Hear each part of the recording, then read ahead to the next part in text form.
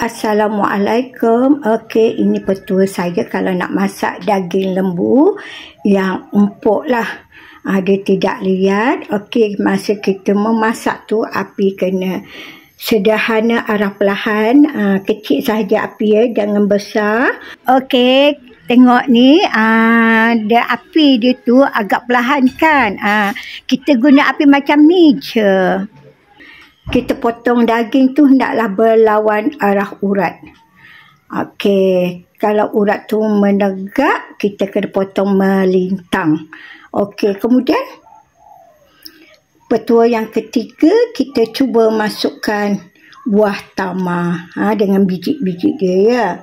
Okey, ada orang letak sudu besi ataupun senduk besi. Ada juga orang letak satu ruas batang tebu. Tebu yang warna hitam tu. Tebu yang warna hitam tu. Okey, diorang letak batang tebu ya. Okey, petua seterusnya. Kalau anak buah saya, dia lebih gemar.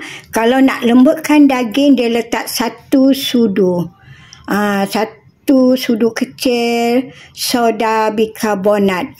Yang ni saya pun pernah cuba juga. Boleh lembut juga daging tu.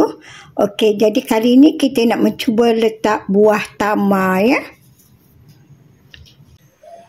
Okey, kita tutup periuk.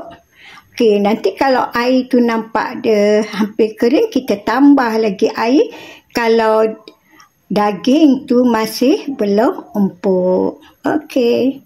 Seterusnya, ada kawan bagi tahu kalau nak lembut boleh letak beberapa helai daun nangka dalam 5 helai macam itulah daun nangka ya. Okey, dia kata boleh lembut daging tu. Jangka masa dalam setengah jam, dia kata insyaAllah lembut daging tu. Okey, yang ini contoh saya letak buah kurma semasa anggaran setengah jam. Nampak tu boleh dikoyak-koyakkan ya. Dia memang lembut. Cuma saiz ni, yang ni tak berapa besar, kecil. Mungkin kalau saiz tu agak besar sedikit, mungkin makan masa lebih sedikit lah. Okey.